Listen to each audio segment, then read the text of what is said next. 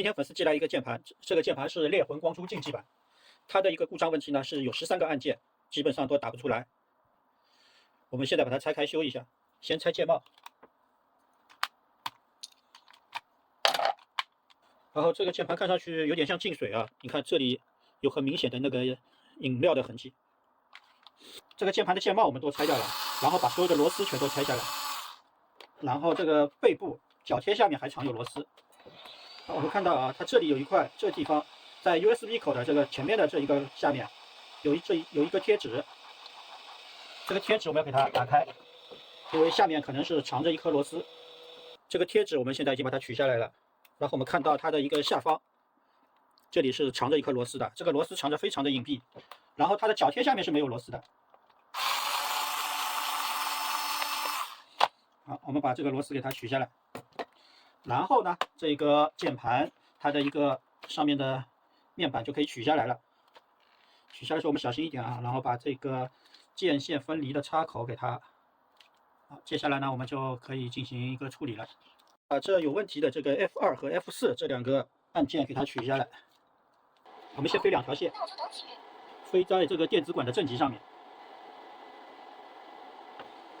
然后接下来我们把这个线的另外一头啊焊在这里。第3个这个小的这里一个点上给它焊上去，焊的时候注意啊，不要碰到旁边的焊点。好，现在这个已经焊上去了，然后呢，我们再把这个按键给它装上。好，另外一个我们也焊好了，然后我们把这个也给它装上。现在这个线都已经连好了，按下去呢，我们要给它这边做点保护。这边的一个焊接点比较小啊，所以我们要给它打点无影胶，防止这个脱落。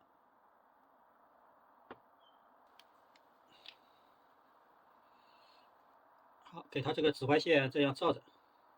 这个键盘它其实坏掉的地方还是属于比较多的啊，主要它的一个原因是这个大静液。你看我这个主板上这些深色的部分全都是静液的，这是液体进去以后，把这个主板给腐蚀掉了。主板里面内部的一个夹层里的电路给腐蚀掉了，造成了短路，飞线飞的也比较多。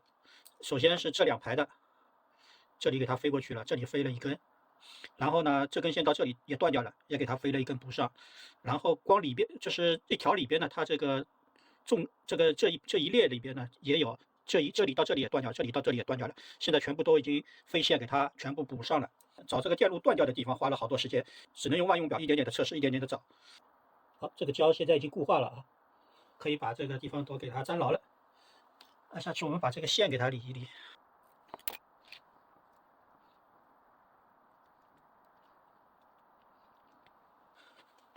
好，现在这个键盘那个飞线已经整理完毕了，那我把它组装起来。这个底部的贴纸一定要贴好，这个大家拆这款键盘的时候一定要注意啊，这个拆的时候这个贴纸要拿掉。这个键盘现在已经组装完毕了，上面的食物残渣比较多啊，那我们稍微给它简单的刷一刷。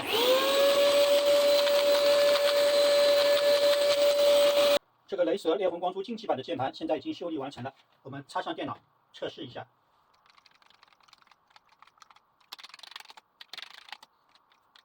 好的，现在86个按键全都是好的。如果大家的键盘有什么问题的话，也可以联系吕大哥进行维修。那本期的视频就到这边，谢谢大家观看，我们下期再见，拜拜。